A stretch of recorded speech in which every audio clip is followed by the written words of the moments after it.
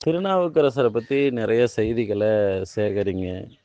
யூடியூப்பில் அவருடைய வரலாறு, அவருடைய பதிகம் இதெல்லாம் இருக்குது, கேளுங்க.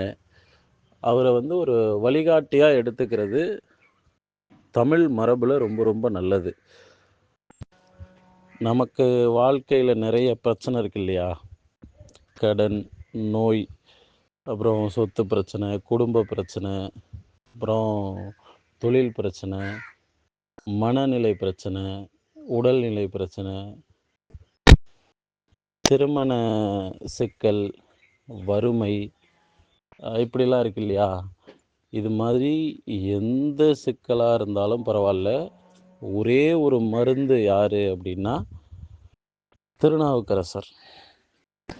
அவர் அந்த அளவுக்கு பக்தியோட அவர் என்ன சொல்லியிருக்கார் அப்படின்னு பார்த்து அதை கடைபிடிக்கிற நிலைமைக்கு வரணும். அப்படி நீங்கள் வந்தீங்கன்னா உங்களுடைய அனைத்து பிரச்சனைகளுக்கும் அவரிடமிருந்தே தீர்வு கிடைக்கும். நம்ம வகுப்பில் யாராவது ஒருத்தர் அவர் ஆத்மார்த்தமாக உயிருக்கு நெருக்கமாக இருக்கிற இடத்துல அவரை நீங்கள் பிடிச்சிட்டிங்கன்னா அன்றைக்கு நான் நடத்தின பாடம் வெற்றி அப்படின்னு அர்த்தம். அவர் வாழ்ந்த காலத்திலிருந்து இப்போ நம்ம 2025 இருக்கோம். அவருடைய மொழி, அவருடைய கருத்துக்கள் இதெல்லாம் புரிஞ்சுக்கிறதுக்கு கொஞ்சம் கஷ்டமாக இருந்தாலும் நீங்கள் என்னுடைய துணையோடு அந்த மாதிரியான விஷயங்களெல்லாம் புரிஞ்சுக்கலாம். என்னை பொறுத்த வரைக்கும் அவருடைய கருத்துக்களாக இருக்கட்டும், அவர் எழுதி வச்ச பாடல்களாக இருக்கட்டும், எல்லாமே ஒரு எளிமையான தமிழில் தான் இருக்குது. இப்போ நம்ம தமிழோடு அவ்வளோ இணக்கமாக இல்லாததுனால நமக்கு அதெல்லாம் புரியாதது போல் ஒரு தோற்றம் அளிக்கும். ஆனால் அது உண்மை இல்லை, புரியும். மனசு வச்சு படிச்சிங்கன்னா உங்கள் மனசே அடையாளம் காட்டும் அப்படிங்கிறது தான் உண்மை. அதனால் திருநாவுக்கரசர் தேவாரம் படிக்கிறவங்க அதில் எதுவும் பொருள் புரியலை அப்படின்னா என்னிடம் கேட்கலாம். முடிஞ்ச வரைக்கும் புத்தக கடைகளில் திருநாவுக்கரசர் எழுதின தேவாரம் முழு தொகுப்பாக கிடைக்குமா அப்படின்னு பார்த்து வச்சுக்கிட்டு அதை வாங்கிட்டு வீட்டில் வச்சுக்கோங்க. இதுதான் நம்ம மருத்துவ முறைகளில் உங்களுக்கு நான் சொல்லித்தர அடுத்த புக்கு. அதை வாங்கி வச்சுக்கிட்டிங்கன்னா அதை ஒரு வேதம் போல் நம்ம வாழ்நாள் முழுக்க கடைபிடிக்க முடியும். திருநாவுக்கரசர் எழுதி கொடுத்தது வேதம் தான். ஆனால் அது வேதம் போலன்னு சொல்கிற நிலைமைக்கு இந்த காலத்தில் அது இருக்குது. இறைவனை, அதுவும் சிவபெருமானை எப்படி வழிபடுறது அப்படிங்கிற வேதம் அதுதான். நான் உங்களுக்கு ஒரு உறுதி தர்றேன். திருநாவுக்கரசர் சொல்லும் நெறியில் முறைப்படி, தேவார முறைப்படி நீங்கள் சிவபெருமானை வழிபடுகிறீர்கள் என்றால் சிவபெருமானோடு நெருக்கமாக உங்களை மாதிரி யாராலையுமே இருக்க முடியாது. சிவனோடு அவ்வளோ நெருக்கமாகலாம் இந்த தேவாரத்தை நீங்கள் படிச்சிங்கன்னா. ஈசனோடு மிக நெருக்கமாக இருந்தவர் தான் திருநாவுக்கரசர். அதனால தான் அவருக்கு அப்பர் என்ற ஒரு மிகப்பெரிய ஒரு அடையாளம் கிடைச்சிருக்கு இறைவனால். அப்படிப்பட்ட இறைவனே அப்பர் அப்படின்னு ஒரு அடையாளத்தை கொடுத்துருக்கிறாரு அப்படின்னா அது சாதாரண விஷயம் இல்லை. சைவத்தை பொறுத்த வரைக்கும் சைவ மதம் கிடையாது, சைவ சமயம். சமயம் அப்படின்னா என்னென்னா சமைத்தல். சமைத்தல் அப்படின்னா என்னென்னா பக்குவப்படுத்துதல். உங்களையும் உங்கள் மனதையும் வாழ்க்கையையும் பக்குவப்படுத்தக்கூடிய கருத்துக்கள் திருநாவுக்கரசர் தேவாரத்தில் இருக்குது. ஒரு 2 ஆண்டுகள் படிச்சிங்கன்னா போதும். நீங்கள் திருநாவுக்கரசர் தேவாரத்தை ஒரு கடல் போல பார்ப்பீங்க. உண்மையிலேயே அது ஒரு கடல். அந்த கடலில் இல்லாத விஷயமே இல்லை. அவர் எழுதியிருக்கிற ஒவ்வொரு வார்த்தையிலையும் உங்களுக்கான தீர்வு இருக்குது. கூற்றாயினவாறு அப்படின்னு ஆரம்பிக்கிறார் இல்லையா? அப்படி ஆரம்பிக்கிற வார்த்தையிலிருந்து கடைசி வார்த்தை வரைக்கும் எல்லாமே உங்களுக்கான தீர்வு. உங்களுக்கு தீர்வு கொடுக்காத ஒரு வார்த்தை கூட அதுல இல்ல. எல்லாராலையும் திருநாவுக்கரசரை தொட்டு படிச்சிட முடியாது. இதை நான் ஏன் இப்படி சொல்றேன்னா, இதை நீங்க நெகட்டிவா புரிஞ்சுக்க கூடாது. இந்த தேவாரம் ஒரு உயர்ந்த இடத்துல இருக்கு அப்படிங்கிறத உணர்த்துறதுக்காக சொல்றேன். எல்லாராலையும் திருநாவுக்கரசர் தேவாரத்தை தொட்டு படிச்சிட முடியாது. அதை தொட்டு படிக்கிறதுக்கு அது புரிகிற இடத்துல இருக்கணும். அதில் அவர் சொல்லியிருக்கிறத புரிஞ்சுக்கிற அளவுக்கு நம்ம மனம் பக்குவப்பட்டிருக்கணும். இதில் இதுதான் கருத்து. இப்போ என்னங்க, அதை படித்தா பக்குவம் அடையலான்னு நீங்கள், இப்போ அதை தொடுறதுக்கே பக்குவம் அடைஞ்சிருக்கணுங்கிறீங்கன்னா எல்லாமே படிநிலை தான். யாருக்கு திருநாவுக்கரசருடைய தேவாரம் நல்லா பொருந்தும் யாருக்கு அவருடைய தேவாரம் நல்லா பொருந்தும் அப்படின்னா, அவர் அமைச்சராக இருந்தவர் அப்படின்னு சொல்லியிருக்கேன் இல்லையா? அமைச்சராக இருந்து அதுக்கப்புறம் உழவாரம் அந்த பணிக்கு வந்தவர். நிறைய பேருக்கு வாழ்க்கை எப்படி அமையும்னா, ஒரு பெரிய பகட்டான குடும்பத்தில் பிறந்துருவாங்க. அந்த குடும்பத்தில் எல்லாருமே பெருமைக்கு ஆசைப்படுவாங்க, உயர் பதவிகளுக்கு ஆசைப்படுவாங்க. இப்படி தன்னை அறியாமலே பகட்டிலையும் பெருமையிலையும் தன்னை சுற்றி ஆணவமாக இருக்கிற ஒரு ஆடம்பர வசதிகளுக்குள்ளேயும் மாட்டிக்குவாங்க. அப்படி மாட்டிக்கிட்டவங்களுக்கு திருநாவுக்கரசர் தேவாரம் மாமருந்து. ஏன்னா ஒரு மனிதன் தன்னை எளிமையாக்கி கொள்ள வேண்டும். என்னை எளிமையாக்கி கொள்வதன் மூலமாக இறைவனை நான் அடைய வேண்டும். எளிமையாக்குறதே நேர்மையாக்கிக்கிறதுக்கு தான். நம்ம எளிமையா இல்லை அப்படின்னா நம்ம பல சிக்கல் கொண்டவர்கள் அப்படின்னு அர்த்தம். ஏழ்மையில இருக்கிறவங்களுக்கு எளிமை எங்க தேவைப்பட போகுது? எங்கேயுமே தேவைப்படாது. ஏழ்மையில் இருக்கிறவங்களுக்கு அவங்களுக்கு அறிவு வளர்ச்சி, பொருளாதார வளர்ச்சி இதுதான் தேவைப்படுமே தவிர அவங்களுக்கு எளிமை தேவைப்படாது. ஏன்னா அவங்க இருக்கிற தோற்றமே எளிமையாக தான் இருக்கும், அவங்க மனநிலை எளிமையாக தான் இருக்கும். இப்போ ஏழ்மையாக இருக்கிறவங்க படித்தாலும் மிகப்பெரிய பொருளாதார நிலைக்கு போகலாம், அது வேற கணக்கு. ஆனால் திருநாவுக்கரசர் தேவாரம் எங்கே வேலை செய்யும்னா, நான் முன்னாடி சொன்ன மாதிரி பகட்டு, ஆடம்பரம், ஆணவம், பதவி இப்படி ஒரு நிலையில் இருக்கிற மனிதர்கள் தன்னை எளிமையாக்கி கொள்ள வேண்டும். தான் ஒரு சாதாரண மனிதன், எந்த விதமான பகட்டும் ஆடம்பரமும் தேவையில்லை அப்படின்னு நினைக்கிறவங்களுக்கு மிகப்பெரிய மருந்து. அது கொடுக்குற இன்பம் இருக்கு இல்லையா, அதை வார்த்தைகளால் சொல்லிடவே முடியாது. பொருளாதாரம் மிதமிஞ்சி இருக்கிறவங்களுக்கு இருக்கக்கூடிய கவலை என்ன தெரியுமா? ஏதாவது ஒரு பொருள் நம்மளை விட்டு போயிருச்சு அப்படின்னா அவங்க அடைகிற துயர் அளவில்லாதது. ஒரு கார் அடகுக்கு போயிட்டாலோ அல்லது வீடு அடமானத்துக்கு போயிருச்சுனாலோ, ஏதோ ஒன்று, ஒரு பணம் திருட்டு போயிடுச்சு அப்படின்னாலோ அவங்க அடைகிற துயர் சொல்லவே முடியாது. சரியா? ஏன்னா அது அவங்க மனசை அவ்வளோ உலுக்கிடும். ஆனால் திருநாவுக்கரசருடைய வாழ்க்கையை பாருங்க, எல்லாத்தையும் தூக்கி எறிஞ்சிட்டு வந்தவர். அப்போ அதுக்கு ஒரு மனோநிலை வேணும் இல்லையா? அந்த மனநிலையை அவர்கிட்ட கற்றுக்க முடியும். அதுக்காக தூக்கி எறிஞ்சிட்டு வாங்க அப்படிங்கிறது நம்ம கருத்து இல்லை. தன்னை எளிமை ஆக்கிக்கணும், தூக்கி எறியணும் அப்படின்னு நினைக்கிறவங்களுக்கு ஒரு பெரிய மருந்து. இவருடைய வரலாற்றோட இணைச்சு சொல்லக்கூடிய அப்பூதி அடிகளார் மிகப்பெரிய செல்வந்தர் அந்த ஊர்லேயே. இவர் வாழும் காலத்திலேயே மிகப்பெரிய செல்வந்தர்கள் இவரை கடைபிடிக்கின்ற நிலையில இருந்திருக்கிறாங்க. திருநாவுக்கரசரை பற்றி சொல்லணும்னா, ஏற்கனவே செல்வந்தனா இருந்தவருக்கு தான் செல்வந்தர்களுக்கு என்ன பிரச்சனை இருக்கும்னு தெரியும். இன்னைக்கு தமிழ்நாட்டில் இருக்கிற செல்வந்தர்கள் எல்லாம் பாருங்க, வாராகி, சாய்பாபா, புத்தர் இப்படியான ஒரு வழிபாட்டு முறையில் தான் அவங்க இருக்காங்க. நம்ம குருகுலத்தில் இருக்கிற மாணவர்கள் இதெல்லாம் மாற்றி காட்டணும், மாற்றி எழுதணும். திருநாவுக்கரசரை வழிபடுங்க, உங்களுக்கு வராத செல்வமா?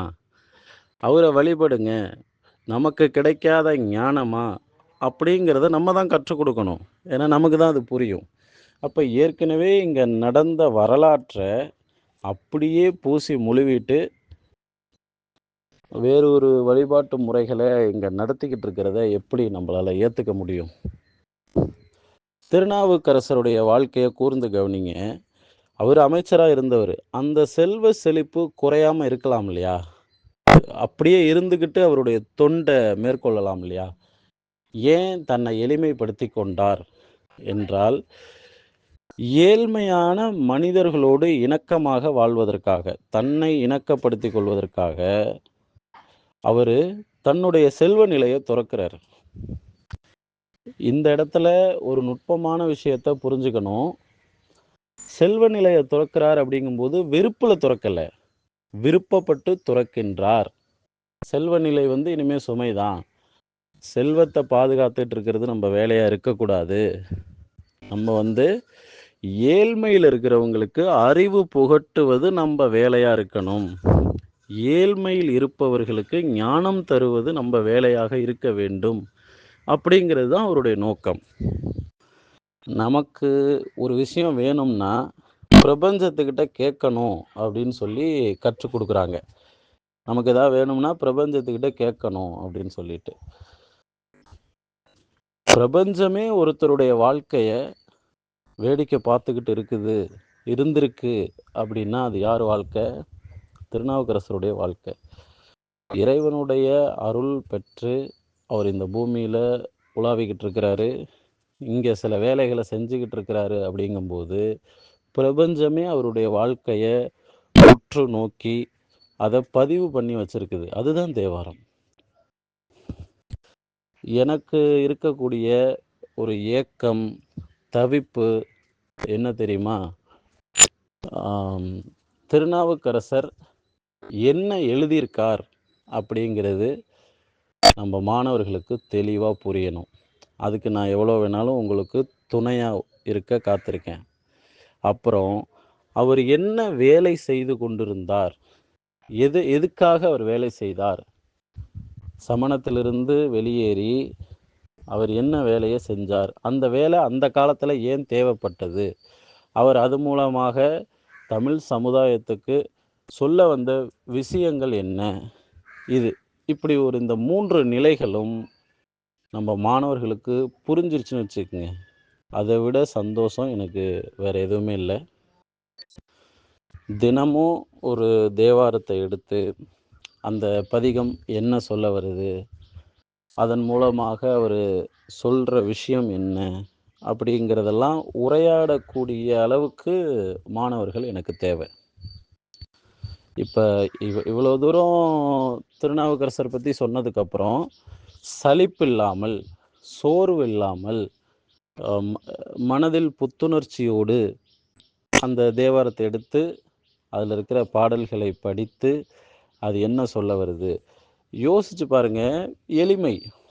ஒரு பதிகம் இருக்கு, வருடத்தில் 365 நாள். நீங்கள் ஜனவரியிலேருந்து கூட ஆரம்பிக்கலாம். 365 நாள் அவர் எழுதின பதிகம் எவ்வளோ இருக்குது தெரியுமா? ஆயிரக்கணக்கில் இருக்குது. ஆனால் ஒரு 365 பதிகம் டெய்லி நீங்கள் அதை படிச்சிட்டிங்கன்னாவே அதனுடைய செறிவு அதிகம். சும்மா அவருடைய 2 வார்த்தைகள் நமக்கு நம்ம வாழ்க்கைக்கே போதும். என் கடன் பணி செய்து கிடப்பதே அப்படிங்கிற அந்த மந்திரம் இருக்கு இல்லையா, ஒரு வரி மந்திரம் இருக்கு இல்லையா, அது நம்ம வாழ்க்கையே நிறைச்சிரும். அவ்வளோ ஆற்றல் மிக்க சொற்கள் அது, வழிகாட்டல் அது. அப்படி இருக்கும்போது ஒரு பதிகத்தை முழுசாக படிக்கிறது அப்படிங்கிறதெல்லாம் ரொம்ப செறிவானது. அதை ஆய்வு செய்யணும். அவருடைய உணர்வு நிலை என்னங்கிறத புரிஞ்சுக்கிறதுக்கு நகரணும் கொஞ்சம் கொஞ்சமாக. அது அப்படிப்பட்டது. என்னன்னா இந்த உலகத்துக்கே வழிகாட்டியிருக்காரு. அது தனி மனிதனுக்கானது இல்லை, அந்த உலகத்துக்கான தீர்வே அதுக்குள்ளே இருக்குன்னு நம்மளால் சொல்லிட முடியும். சைவ மரபுல வந்த எல்லா அடியார்களுடைய நூல்களும் இப்படிப்பட்டதுதான். நீங்க திருநாவுக்கரசரை உண்மையிலேயே புரிஞ்சுக்கணும், உண்மையிலேயே அவரை வழிபடணும் அப்படின்னா, அவரை அவர் எழுதின பாடல்களை படிச்சுட்டு அவரை உங்க மனக்கண்ணால பாருங்க. மனக்கண்ணால தான் பார்க்கணும். ஒரு மனிதர் என்ன எழுதியிருக்கிறாரோ அந்த எழுத்துக்களை வைத்து அவருடைய உள்ளம் எப்படிப்பட்டதுன்னு எந்த காலத்துல வேணாலும் புரிஞ்சுக்க முடியும். அதனால தான் எல்லா அருளாளர்களும் எழுத்தை தேர்வு செய்தது. அவங்க எழுதி தான் வச்சுட்டு போயிருக்கிறாங்க இல்லையா? தேவாரம் என்பது எழுத்து தான். திருமந்திரம் எழுத்து தான். அவங்க தன்னுடைய ஞானத்தை கடத்துவதற்கு எடுத்துக்கொண்ட ஒரு வழிதான் தமிழ் மொழி. நம்மளுடைய ஞானம் இது வழியாத்தான் அடுத்தடுத்த சந்ததியினருக்கு செல்ல போகுது அப்படிங்கிறது அவங்களுக்குமே தெரியும். ஒரு மனிதன் வாழ்ந்து மறைந்து இவ்வளோ ஆண்டுகளுக்கு பிறகும் அதை வாசிப்பவர்களுக்கு ஒரு வழிகாட்ட முடியுது அப்படின்னா அதுதான் பேரன்பினுடைய கிடங்கு. அங்கே தான் அந்த பேரன்பு நிறைஞ்சிருக்குது. அதனால் முதல் பதிகம் படிக்கிறதுலேருந்து தொடங்கி இறுதி பதிகம் வரைக்குமே அவருடைய எழுத்திலிருந்து அவரை சிந்திக்கணும். கூற்றாயினவாறு அப்படின்னு எழுதியவருடைய உருவம் எப்படி இருக்கும் அப்படின்னு மனக்கண்ணால் தேடணும். நீங்கள் உருவம் கொடுத்துடாதீங்க. உங்கள் மனசு அதுக்கு ஒரு உருவம் கொடுக்கும். அவருடைய எழுத்துக்களெல்லாம் நீங்கள் படித்த பிறகு உங்கள் மனசு அவருக்கு ஒரு உருவம் கொடுக்கும். அதுதான் உண்மையான உருவம். இப்போ நான் இவ்வளோ தூரம் உங்களுக்கு சொல்கிறேன் இல்லையா? என் வழியாக திருநாவுக்கரசரை ஒருவர் புரிந்து கொண்டு உங்கள் வாழ்நாளில் அவரை வழிபட ஆரம்பிச்சிட்டிங்கன்னா அதை விட ஒரு திருப்தியை, ஒரு நிறைவை என்னால் அடைஞ்சிடவே முடியாது. அதுலேயும் நம்ம அந்த மடத்தில் எழுதியிருந்த வாசகங்கள் எல்லாரும் பார்த்தீங்களான்னு தெரில. ஆண்ட அரசு அப்படின்னு எழுதியிருந்தாங்க. அது உண்மையிலேயே பொருத்தமான வார்த்தை. அங்கே இவ்வளோ தூரம் உணர்ந்த ஒருத்தர் தான் அந்த வார்த்தையை எழுதியிருக்க முடியும். ஆசான் திருநாவுக்கரசரை தெல்ல தெளிவாக புரிந்து அவர் என்ன வேலை செஞ்சார், அவர் எதுக்காக செஞ்சார்னு புரிஞ்ச ஒருத்தர் தான் அந்த வாசகத்தை அங்கே எழுதியிருக்க முடியும். அப்படி எழுதியவருக்கு என்னுடைய நன்றி. அவர் செய்த பணியை நீங்கள் நினச்சி பார்த்தீங்கன்னா, ஒவ்வொரு முறை வீடு கூட்டும் பொழுதும் ஒரு இடத்த தூய்மை செய்கிறதுக்காக நீங்கள் துடப்பத்தை கையில் எடுக்கும் போதும் அவருடைய சிந்தனை உங்களுக்கு வரணும். ஏன்னா அவர் செய்த தொழில் அது. புரியுதுங்களா? இன்றைக்கி நம்ம பல பேர் உழவார பணி செய்கிறவங்களை, தூய்மை பணியாளர்களை குறைச்சே மதிப்பிடுறோம். அவங்கள மதிக்கிறதே இல்லை நம்ம. ஆனால் அப்படிப்பட்ட ஒரு தொழிலை தான் அவர் கையில் எடுத்திருக்கிறார். ஈசனோடு நெருக்கமாக இருந்தவரே என்ன வேலை செஞ்சாரு அப்படிங்கிறது தெரியாம இன்னைக்கு சிவ வழிபாடு செஞ்சுக்கிட்டு இருக்கிறாங்க எல்லாரும். இப்போ இன்னைக்கு எல்லா திருக்கோயில்களுக்கும் போய் நம்ம உழவார பணி செஞ்சுட்டு வந்தோம் அப்படின்னா அவருக்கு கிடைச்ச ஞானம் நமக்கு கிடைச்சிருமா? வாய்ப்பு இல்லை. இன்னைக்கு எல்லாம் என்ன நினைக்கிறாங்கன்னா, அவங்க ஒரு செயல் செய்கிறாங்கன்னா அந்த செயலை நம்மளும் செஞ்சோம்னா அந்த ஞானம் கிடைச்சிரும்னு நினைக்கிறாங்க. அவங்க ஞானம் கிடைச்ச பிறகு அந்த செயலுக்கு வந்தாங்க. நமக்கு ஞானம் கிடைச்சதுன்னா இதை விட இன்னும் ஒரு மோசமான தொழிலுக்கு போவோம். புரியுதுங்களா? ஞானம் என்பது உங்களை பக்குவப்படுத்தும், உங்களை ஒரு ஒரு தனி வழியில் பயணிக்க வைக்கும். ஞானம்தான் பொதுவான விஷயமே தவிர நீங்கள் பயணிக்கிற வழி தனித்தனியாக தான் இருக்கும். இன்னைக்கு எல்லாரும் செய்கிற தவறு என்னன்னா, வழிபாடு அப்படின்னா நம்ம ஞானத்தை தான் எடுத்துக்கணுமே தவிர அவர் செய்த செயலை அப்படியே நானும் செய்வேன். ஆனால் எனக்கு அந்த ஞானம் புரியாது, அவர் சொன்ன கருத்து புரியாது, அது மேலெல்லாம் எனக்கு அக்கறை இல்லை. அவர் அதை செஞ்சார், நானும் அதை செய்கிறேன். இது முட்டாள்தனம். அப்படி நீங்கள் அவருடைய தேவாரத்தை எடுத்தீங்கன்னா அவர் எதை ஏற்கிறார், எதை மறுக்கிறார், அதை ஏற்பதற்கான காரணிகள் என்ன, அதை அவர் மறுப்பதற்கான காரணிகள் என்ன, இப்படி அதில் உரையாடுவதற்கு பல விஷயங்கள் உள்ளன. அதனால் திருநாவுக்கரசர் நமக்கு கொடுத்துட்டு போன வேதத்தை நீங்கள் கையில் எடுப்பீங்கன்னு நம்புகிறேன். அதுக்கு ஈசன் அருள் உங்கள் அனைவருக்கும் துணை நிற்கும் அப்படின்னு நான் உறுதியாக நம்புகிறேன். அவருடைய வழிகாட்டுதலை சொல்லி நிறைவு செய்கிறேன். நற்றுணையாவது நமசிவாயவே.